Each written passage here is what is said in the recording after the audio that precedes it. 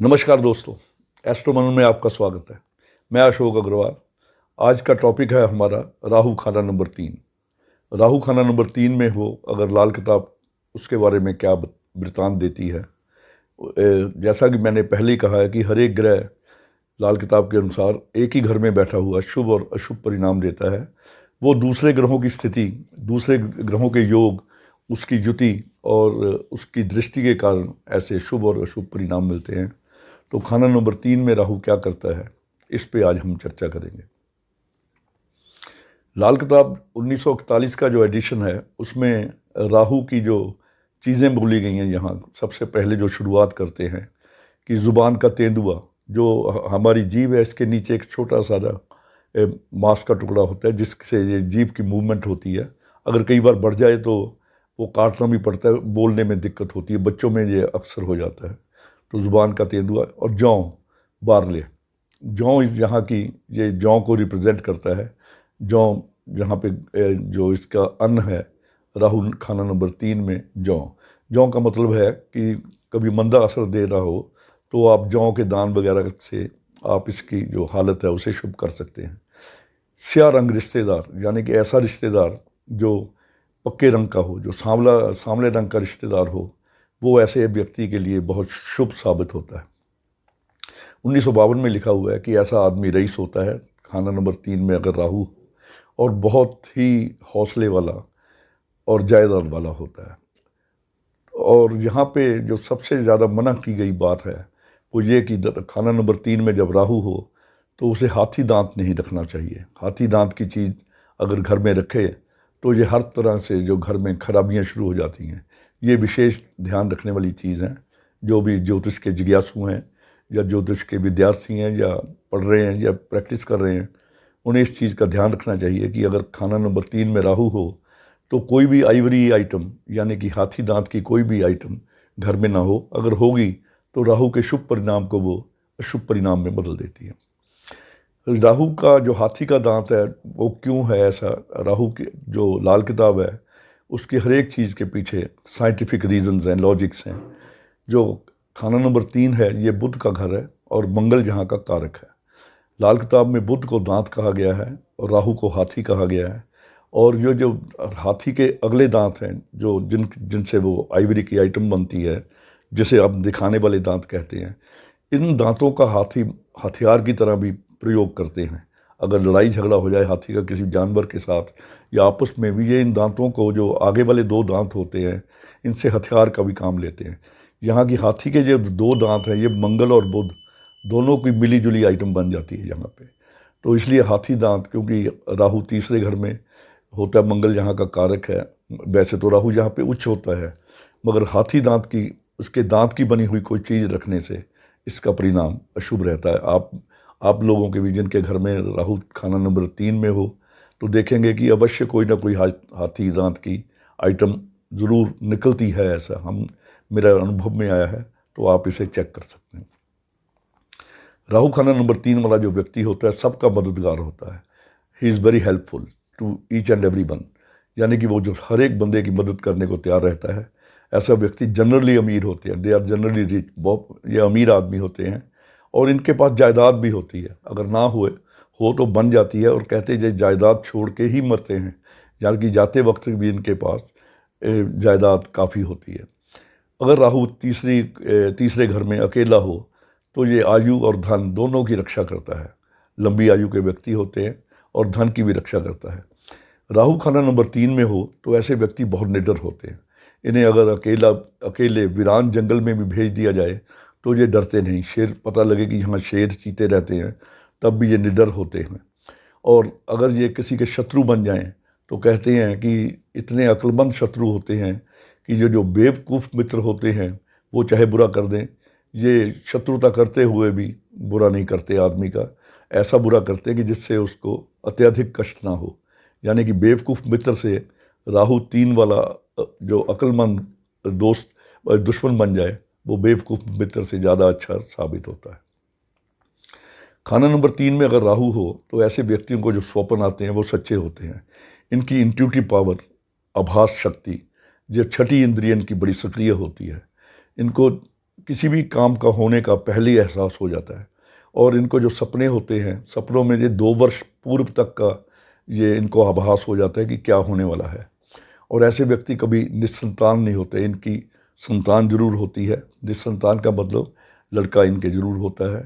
और अगर ये राइटर हों या पत्रकार हों, अगर पत्रकार हों तो इनकी जो कलम है वो तलवार से भी ज़्यादा पैनी होती है। अगर पत्रकार या राइटर हों तो इनकी कलम में बहुत ताकत रहती है। और ये दुश्मन पर अपने हावी रहते हैं। दुश्मन से ज़ेर न होने का मतलब है दुश्मन से कभी दबते नहीं हैं। और ना ये कर्जा छोड़ के मरते हैं कभी। और जब भी जाते वक्त इनकी जायदाद भी बची रहती है। और सूर्य जहाँ कहते 2 गुना उत्तम फल, 2 गुना उत्तम फल देता है। सूर्य का मतलब सूर्य हमारे स्वास्थ्य के ताल्लुक़ रखता है। सूर्य हमारे पिता से भी ताल्लुक़ रखता है, यानी कि अपना स्वास्थ्य और पिता का स्वास्थ्य दोनों बहुत अच्छे रहते हैं। राहु खाना नंबर 3 में हो और मंगल इसके साथ हो, यानी कि मंगल राहु की युति अगर तीसरे घर में हो जाए तो ये राजा की हैसियत का आदमी होता है। यानी किसी बहुत उच्च पद पे आसीन होता है, ये किसी राज दरबार में, या हो सकता है कि पॉलिटिक्स में किसी अच्छे ओहदे पे हो, मंत्री वगैरह हो, या अगर आम सोशल लाइफ में भी ये अपने ख़ानदान में या अपने शहर में काफ़ी प्रसिद्ध धनी व्यक्ति होते हैं। इसके जो शत्रु ग्रह हैं सूर्य, मंगल और शुक्र, अगर इसके साथ भी बैठ जाएं तो ना तो उनका प्रभाव अशुभ होता है, ना ही वो राहु को अशुभ कर पाते हैं। तो उनके दुश्मन ग्रहों के साथ बैठा हुआ राहु भी यहाँ अच्छा फल देता है और उन ग्रहों को भी खराब नहीं करता। उन ग्रहों से भी संबंधित सूर्य यानी कि सेहत, शुक्र पत्नी और मंगल भाई, इन पे भी इसका कोई दुष्प्रभाव नहीं पड़ता, क्योंकि तीसरा खाना भाइयों बहनों का भी है, दोस्तों का भी है, उन सब के लिए ये अच्छा रहता है। अब अगर कहते हैं अगर मंदा हो जाए, यहाँ पे मंदे परिणाम देने लगा, बुरे परिणाम देने लगे तो क्या होता है। अगर बुरे परिणाम दे रहा हो राहु तो ऐसे व्यक्ति का जो धन है इसके भाई भतीजे ही खा जाते हैं और वो ही इसको फरेब से धन लेके मुकर जाते हैं, इसका धन वापस नहीं करते और इसको धोखा देकर किसी भी तरह से नुकसान देने की कोशिश करते हैं। कोई भी ग्रह अगर खाना नंबर 12 में हो, अगर खाना नंबर 12 में कोई भी ग्रह हो तो 34 साल की उम्र तक बुध और केतु का जो फल है वो बुरा रहता है। यानी कि राहु खाना नंबर 3 में हो, खाना नंबर 12 में कोई भी ग्रह हो तो बुध और केतु यानी कि बहन भतीजी और अपने औलाद, इनका जो फल है 34 साल तक इनको कष्ट रहता है या किसी न किसी तरह से ये परेशान रहते हैं। मगर उसके बाद जो इस फल में न्यूनता आ जाती है, यानी कि ये फल ठीक होने लग जाते हैं। अगर एक इसमें विशेष चीज़ है, अगर सूर्य बुध तीसरे घर में राहु के साथ आ जाए, ये सबसे मंदी स्थिति बताई गई है। सूर्य बुध राहु अगर तीसरे घर में हो तो ऐसे व्यक्ति सेहत के मामले में तो ठीक रहते हैं, सेहत अच्छी रहती है, कारोबार ठीक रहता है, मगर इनका जो गृहस्थ है वो ख़राब हो सकता है और अपने गृहस्थ से भी ज़्यादा ये अपनी बहन के गृहस्थ पे प्रभाव डालते हैं। मुझे ये घटना याद आ रही है, आज से कुछ साल पहले मैं बॉम्बे था। एक फिल्मी प्रोडक्शन हाउस है, बहुत नामी प्रोडक्शन हाउस है, बहुत ही सिल्वर जुबली फिल्में उन्होंने बनाई हैं। उनकी एक लड़की है, वो बहुत अच्छी ज्योतिषी है, वैदिक ज्योतिषी है। वो मेरे संपर्क में आई थी और मुझसे वो लाल किताब की टिप लेती थी जब मेरे से पढ़ती थी, तो शिष्यारूपी है मेरी वो। तो उनके घर में बैठे थे तो उन्होंने मुझे एक कुंडली दिखाई। उस कुंडली में शुक्र बृहस्पति चौथे और सूर्य बुध राहु तीसरे घर में था। तो उस पर नाम तो कुछ लिखा नहीं था, डेट ऑफ बर्थ लिखी हुई थी। तो कहते जी ये ज़रा अपने एक वाकफ़ है, इनकी कुंडली देखना कैसी है। मैंने कहा इस लड़के का जो गृहस्थ है अगर शादीशुदा है तो इसका गृहस्थ भी ख़राब होगा और इसकी बहन के गृहस्थ में भी खराबी आएगी, इसकी बहन को भी गृहस्थ जीवन में प्रॉब्लम आएगी। तो बाद में पता चला कि वो जो कुंडली मुझे दिखा रहे थे ये Hrithik Roshan, film star superstar Hrithik Roshan की थी। तो पता चला कि उन दिनों ऋतिक की पत्नी सुजैन के साथ उसका झगड़ा चल रहा था या तलाक हो गया था या जो भी उनके घर में खिटपिट चल रही थी। और उसकी बहन सुनैना, उसका भी गृहस्थ जीवन में कोई अपने हस्बैंड के साथ केस चल रहा था या खिटपिट हो रही थी। तो वो बड़े प्रभावित हुए और जो लड़की है वो वैदिक ज्योतिष की बड़ी अच्छी जानकार है। तो उसने मुझे कहा गुरुजी ये आपने तो ये लाल किताब ने ऐसी कमाल की, मतलब कई बार प्रेडिक्शन निकाल देते हैं। मेरा कहने का मतलब है राहु के साथ सूर्य बुध हों तो बहन को और अपने आप को दोनों को गृहस्थ जीवन में परेशानी आ सकती है। अगर ऐसी परेशानी हो तो यहाँ चंद्र का उपाय, यानी कि रात को पानी सिरहाने रखें और उसे सवेरे कीकर में डाल दें, पानी ढक के रखें गिलास। ऐसा 43 डेज़ करें। हो सकता है कि अगर कोई झगड़ा चल रहा हो तो उसमें इससे काफ़ी लाभ मिलता है। तो इसके जो कुछ उपाय तो यही है कि एक तो हाथी दांत की कोई चीज़ नहीं रखनी चाहिए, एक गले में लाल धागा पहनना चाहिए जो जहाँ छाती पे टच करे। कोई भी लाल, जहाँ अपनी कोई बनियान या कोई भी अंडर गारमेंट पहनते हैं उस पर लाल रंग की कोई कढ़ाई करा लो जो कि छाती पे लगनी चाहिए।